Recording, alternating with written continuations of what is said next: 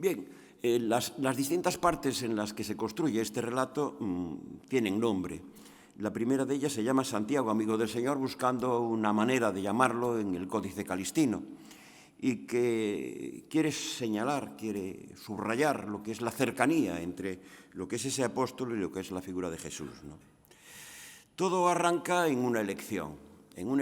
que está pues patente aquí en esta exposición, en lo que es la base, el basamento de lo que es la custodia, en donde Jesús llama a los hijos del Zebedeo para seguirle. Eso está en el principio de los evangelios, tanto en el de Mateo como en el de Marcos. Ahí empieza pues la historia de Santiago como discípulo y como amigo del Señor. Y después, a lo largo de lo que es la vida pública, porque esto está en la vida pública de Jesús, estará en ese apostolado más o menos presente, a veces muy cercano, siendo él y dos más, Pedro y Juan, los que están a su lado, y otras veces pues el apostolado en su conjunto. Normalmente, cuando en Historia del Arte hablamos del apostolado, lo decimos así en general, y decimos Jesús con los apóstoles en la multiplicación de los panes, este maravilloso cuadro de Murillo que está en Villafranca y que relatan Mateo y Marcos el contenido de esta escena. Pero si nos acercamos, nos encontramos con que hay una mayor o menor cercanía con respecto a lo que es la figura del Señor. Siempre hay 4 apóstoles que están más cerca. Esos 4 apóstoles son los 4 primeramente elegidos. Por una parte Pedro y Andrés, por otra parte Santiago y Juan.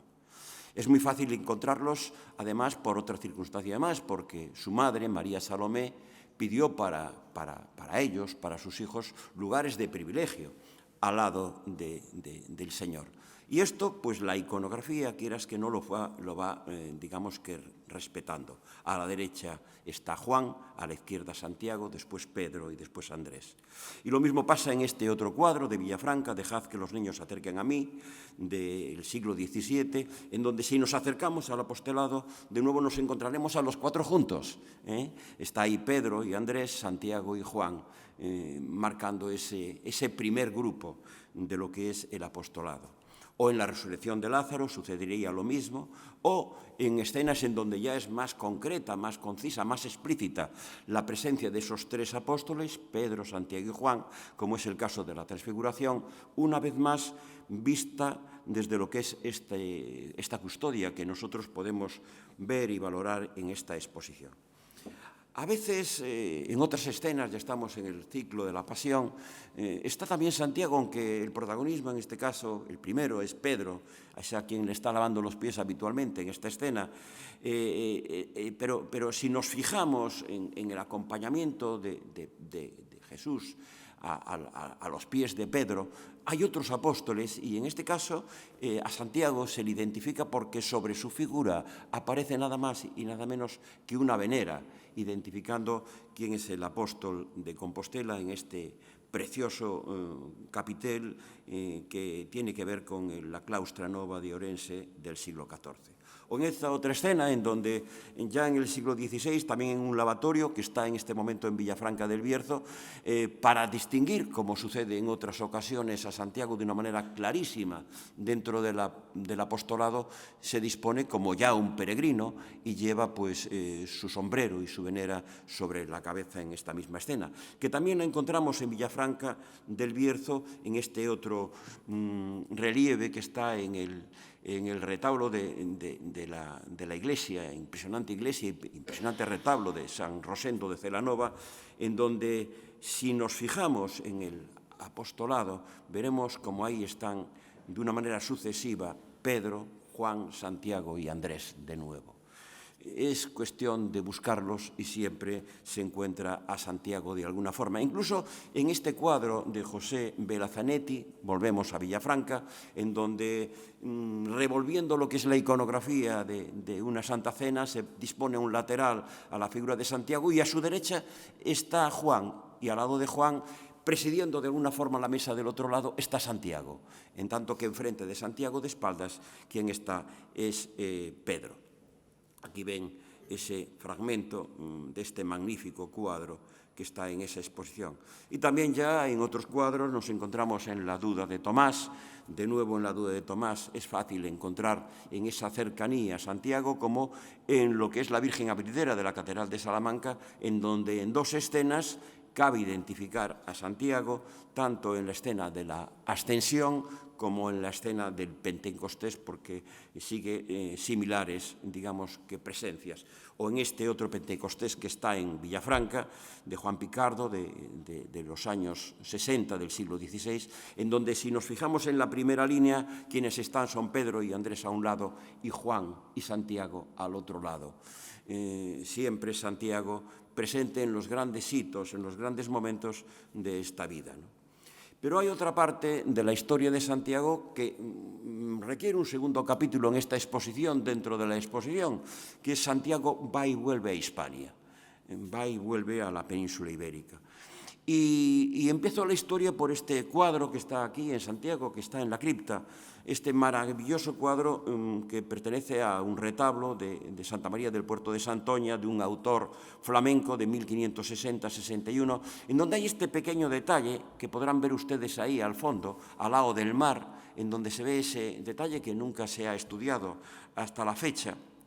y en donde lo que nos encontramos es con un relato que es el de Cristo envía a Santiago a predicar a España.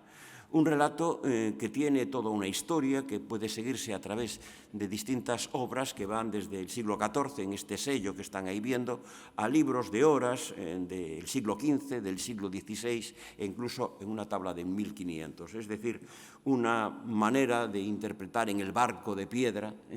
a Santiago, camino de Hispania desde las Tierras Santas. Y esta otra escena de Pablo de San Leocadio, de 1513 al 18, final de la etapa de San Leocadio, aquí en España, en donde evidentemente lo que se nos representa es algo que conocemos también de otras obras anteriores, que es la predicación de Santiago en España. En el retablo de John Goyer aparece esta misma escena, a la que después volveremos. Predica en las tierras de Padrón, esto se recoge en este maravilloso tríptico últimamente estudiado por Izquierdo Peiró, o después, siguiendo el hito de su vía por España, lo encontramos en esa otra cara de la moneda, que es la relación entre Santiago y la Virgen aparecida en el Pilar de Zaragoza, que en esta exposición, la de Santiago, tiene esta magnífica obra que en su día remató lo que era el retablo de la Capilla de las Reliquias en Santiago, o esta otra que han dejado, digamos que a la vista, quienes diseñaron la exposición de Santiago, en donde nos encontramos en la estatio de este monasterio, de este antiguo monasterio, esta magnífica representación del último tercio del siglo XVII del Círculo de Mateo de Prada. David Chao nos hablará en otra charla del mago Hermógenes, y aquí tan solo quiero hacer una breve cita como se representa en esta exposición a través del milagro y conversión del mago Hermógenes, pero hago hincapié en un detalle que es, volviendo a la tabla de la predicación, que se ve al fondo de la tabla. Cuando yo hice la ficha no pude valorar ese trozo y sencillamente veía un discípulo, pero evidentemente la cercanía de la obra permite ver dos cosas: a unos demonios en el fondo y a una pequeña hoguera en la parte delantera, con lo cual es totalmente identificable como la conversión de Fileto, discípulo del mago Hermógenes, por parte de Santiago, en esa última parte. Esta historia acaba, la de Santiago en la tierra, en el martirio, en la escena del martirio, que una vez más nos la ofrece la custodia de la Catedral de Santiago, nos lo ofrece este cuadro recuperado por la restauración de la Fundación Las Edades del Hombre, porque estaba perdido en un desván de la Catedral de Mondoñedo. Es una de las recuperaciones importantes que se hacen, una obra de 1715 aproximadamente, en donde se ve al fondo, lo ven ustedes al fondo, el martirio, y una idea maravillosa es ese caballo que despega, cual Pegaso, ese caballo que montará en los cielos el apóstol, en esa escena que vemos en la parte final. A partir de ahí, del martirio, vendrá la traslatio. Todo el tema de la traslatio recogido en el óbolo de Fernando II, con esa vista marinera, vamos a llamarle así. Aparece también de esa manera en el mar, en este magnífico retablo, en la cripta de la Catedral de Santiago, iniciando lo que es esa parte baja, yo no le llamaría tanto frontal como parte baja de un retablo, porque en la parte superior se ve cómo siguen las escenas y están cortadas, o la traslatio, como se ve también, con ese carácter marinero en lo que es el viaje desde Jaffa hasta Iria, en la custodia una vez más. En esa misma línea, un cuadro últimamente adquirido para el Museo de la Catedral, de Raimundo Madrazo, vuelve a insistir en el traslado, está aquí también en esta exposición, y la encontramos ya, digamos que por vía terrestre, dejando el mar y yendo a la tierra en el tríptico de Brocos, y ya también lo encontramos de esta manera en el retablo catalán antes señalado y en las tablas que vemos en la cripta de Astorga, que yo entiendo que son de los primeros años del siglo XX, en donde se ve el sarcófago, el arca marmórica sobre el carro de bueyes y al fondo la reina Lupa. Me baso para decir que es de los primeros años del siglo XVI y no de los últimos del XV, en rasgos de la indumentaria, tanto de la reina Lupa como del personaje que hay a su lado. Esta otra escena también nos habla de la misma forma, más o menos, y ya es de hacia 1530. Y esta escena, que le llaman el Puente de la Vida, realmente habría que llamarle el puente que se hundió con los caballeros del rey de Duyo, porque es como se denomina en la obra de Castellà-Ferrer en el siglo XVII, y nos marca en este caso a 3 discípulos del apóstol, siguiendo uno de los relatos que habla de 3 y no de 2 ni de 7, que son las otras variables al respecto. Esto mismo lo encontramos también en la custodia de la Catedral de Santiago. Fíjese qué rica es la iconografía de Santiago en una exposición como esta. Y a partir de ahí, de la traslatio, está la tumba, el enterramiento, ¿no?, que se recoge en el tumbo A, en este caso, en esta imagen donde Teodomiro está ante las 3 tumbas, como ahí se puede ver, que se recoge ya como arca marmórica en el tríptico antes reseñado, o en este otro cuadro de 1880 que está en la exposición y que pertenece al Museo de la Catedral de Santiago. Con esto se remataba, en definitiva, desde la época de Gelmírez hasta el siglo XVI, en que se remodela lo que es el frontal que había sobre la tumba del apóstol Santiago, y ahí también está evidentemente la figura de Santiago. Otro capítulo distinto sería el de los milagros, ¿no? Hay una pieza en esta exposición que da mucho que pensar, que es esta. Esta es pieza en donde se entendió de otras maneras, ahora se está pensando que detrás de ello hay un milagro. ¿Cuál es el milagro? Quizás pueda estar ahí una escena que es la de aquel que muere en el camino y es llevado hasta el Monte del Gozo por parte de Santiago. Es una de las posibilidades a manejar desde la comparación con obras posteriores. Pero el gran milagro, sin duda, es el de Santo Domingo de la Calzada, que el Códice Calistino coloca en otro lugar de Francia, pero que después se hispanizó pasado un tiempo, y se relata de maneras distintas, ¿no? Estamos en la obra catalana que antes señalaba, en donde Santiago sostiene, para que no se caiga en la horca, al injustamente ahorcado, y sobre todo en esta maravillosa tabla, una vez más, de San Leocadio, en donde se nos presenta el juicio y condena del joven alemán. Naturalmente esto se lleva a Santo Domingo de la Calzada, se expone como con sus padres está ante quien lo juzga y lo castiga a la horca. Al fondo hay un maravilloso fondo que conviene analizar, y en un plano intermedio está Santiago salvando de la horca, ya con sus padres vueltos de Compostela a los pies y viendo lo que es el milagro de que no haya sido ahogado, a pesar de haber pasado tantos días desde que fueron y volvieron a Compostela. Es interesantísimo en este caso ver lo que hay en el medio del cuadro, porque en el medio del cuadro hay dos ciudades, Una puede ser Burgos y la otra es Compostela, sin duda alguna. Nos marca el camino lo que es el perfil de ese monte, que es el monte Ilicino, que es el pico sacro, que está ahí a un lado, y al lado el río. Entonces estamos ante una imagen que nos lleva a pensar muchas cosas, entre otras la posibilidad de que Paolo de San Leocadio haya sido uno de esos múltiples peregrinos que desde costas levantinas vinieron a Compostela en los primeros años del siglo XVI, en donde cada puerta santa que se abría en aquellos tiempos era todo un hito de peregrinación a Compostela. En la custodia lo encontramos una vez más, esta escena representada de otra manera en ese riquísimo, que yo les animo a que lo vean detenidamente, la explicará sin duda Ana Pérez Varela en su exposición, en su conferencia, porque es un relato ciertamente asombroso.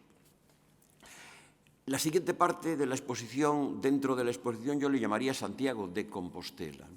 ¿Quién es ese Santiago de Compostela? Pues es básicamente el peregrino. El peregrino que empieza con un elemento que nos marca de alguna forma como la iconografía nace en Compostela, que es la iconografía, siempre se relaciona con Francia, pero evidentemente el Códice Calistino ya nos habla en el siglo XII de Santiago como peregrino, y de alguna forma desde el siglo XII hay una columna que es relicario del Bordón, lo cual evidentemente hace pensar que donde está hoy esa imagen de peregrino de hacia 1450, antes hubo una de forma tardorrománica seguramente, o protogótica si se quiere, rematando este magnífico relicario que aúna dos, y esto tiene mucho sentido, dos bordones, el de Santiago el Mayor, que se dice que ha sido recogido de la propia tumba de Santiago por parte de Teodomiro, y el de Franco de Siena, un viajero más a Compostela que asciende a los altares. Debe de ser en ese momento en que asciende a los altares cuando se convierte en reliquia lo que es su bordón y se aúna al de Santiago el Mayor en este magnífico retablo. Esa imagen de Santiago camina por la historia de Compostela, camina por la historia de los caminos de peregrinación, camina en definitiva por el mundo, haciendo que Santiago sea un peregrino. Lo encontramos así más de una vez representado en los talleres parisinos del mundo medieval y lo encontramos también, como decía antes, con formas más o menos semejantes en lo que es la imagen que actualmente remata la columna del Bordón. Lo encontramos en otras imágenes como estas que presenta la exposición compostelana, la de San Francisco de Xátiva, la iglesia de Xátiva, o la iglesia de San Jaume de Palma, con ese texto que es muy significativo en el libro que tiene abierto, Ora pro nobis beate Jacobi, intercede pro nobis ad Domino, como un santo intercesor se presenta, en definitiva, a este apóstol peregrino, unas veces calzado, otras no, siempre, casi siempre, con sus sombreros sobre la cabeza o a la espalda, y con esa idea de ser predicador, de ser, en definitiva, un hombre que camina por España con el Evangelio en la mano, con los Evangelios. El retablo de la crucifixión, que está en esta exposición, aúna dos santos que nos relatan lo que es el mundo del camino, patrón de los caminantes, San Cristóbal, Santiago, el apóstol de los caminos, también aparecen en esta imagen, en este retablo segoviano de hacia 1500. En este relato me he comido una imagen que debía de estar aquí también, que no lo he puesto. Me di cuenta hoy a la mañana cuando estaba pensando en esta conferencia porque, en definitiva, en lo que iba a decir, porque en definitiva aquí está Vigar, es el siglo XVI. El siglo XVI es importantísimo. Hace muchos años Alcolea escribió un artículo que decía la vitalidad del Camino de Santiago en el siglo XVI y tiene toda la razón del mundo. Si no era tan vital como pudo ser en otros siglos, es un siglo de oro desde el punto de vista de lo que es el arte español. Y entonces, evidentemente, un arte español impregnado, porque así es la España de aquel tiempo, de muchas ideas flamencas, de muchas ideas italianas, que se plasman, en definitiva, en esas variables de Santiago de los Peregrinos que encontramos en Burgos, que encontramos aquí en Santiago, en esta magnífica vidriera, que yo estoy convencido que es de Sisto de Frisia, que aquí podemos ver, en este otro Santiago que viene de Tuy, o en esta obra de Juan de Juanes recortada, que hoy en día pertenece al Museo de las Peregrinaciones, pero que viene de un convento valenciano, proviene del convento de la Corona de Espinas. Falta una imagen de 1509 muy interesante, que es una miniatura que está en la bula de la Cofradía del Apóstol, una bula romana, en donde hay un Santiago maravilloso en lo que es la parte central de la cabecera. También en el 16 hay que encajar todo esto, ¿no? El mundo de los hospitales en Bruma, en las tierras de La Coruña, en el Camino Inglés, o en estas otras imágenes que hace el camino, porque son de azabache y son para peregrinos, en definitiva, que pertenecen obviamente a talleres compostelanos, estén en Compostela o estén en Ávila, como sucede en este caso. Hay otras imágenes que podemos ver en esta exposición en donde nos encontramos con dos maneras de proteger a quien anda por la vida, que son el caballero en su caballo y el peregrino santo, que es el apóstol de Compostela, ¿no? El primer apóstol de Compostela. Esto lo vemos en este confesionario y bula que está en esta exposición, en la cabeza y en la parte final, en un lado como ecuestre y en la parte baja como caminante. Volvemos a Villafranca y en Villafranca nos encontramos con que han dejado al descubierto este retablo de la Santísima Trinidad, un retablo interesantísimo para el culto jacobeo. Es verdad que los grandes están a los lados y son Pedro y Pablo, pero si nos acercamos a la cabeza del Señor y vemos los apóstoles que están a la derecha y a la izquierda, es muy curioso. Primero, a la derecha están Santiago y Andrés. Al otro lado está nada más y nada menos que Juan, el evangelista, el bautista, quiero decir, y arriba quien está no es Juan, que sería lo lógico, el hermano de Santiago. ¿Quién está al lado de Santiago el mayor? Es muy curioso. Es otro apóstol que tiene más o menos el formato de un caminante. Yo creo que es Santiago el menor. Y de esta manera nos encontramos con una idea que también es muy compostelana y muy del Camino de Santiago, y es el culto a los dos Santiagos, el culto a Santiago el mayor y el culto a Santiago el menor, que precisamente en esta época del siglo XVI, después de todo lo que ha sido el mecenazgo de los Fonseca, tiene mucha fuerza, porque no se olviden ustedes de que el Colegio Mayor de Santiago, a nivel de universidad, es el Colegio de Santiago Alfeo o Santiago el Menor. Los dos Santiagos, en definitiva, entiendo yo que están ahí en este retablo que forma parte del catálogo y de la exposición de Villafranca del Bierzo. El siglo XVII nos deja magníficas imágenes en esta exposición, nada más y nada menos que una de Gregorio Fernández, que podemos ver en la cripta, o de la que antes les hablaba, que está también en la cripta y que representa en este caso a la diócesis mindoniense en esta exposición. Hay otra manera de entender a Santiago de Compostela, ¿no? Y es la de encontrarlo sentado. Es verdad que todavía está de pie, pero en definitiva marca un poco el principio de un camino que es el de Liber Sancti Jacobi, ¿no? Pero a partir de ahí siempre lo encontramos sentado en estas imágenes, que todas ellas forman parte de la exposición compostelana, la de la Catedral de Lugo, la que pertenece hoy en día a la Sociedad Económica de Amigos del País, que no sabemos de dónde proviene, la de la Catedral de Santiago de la Sacristía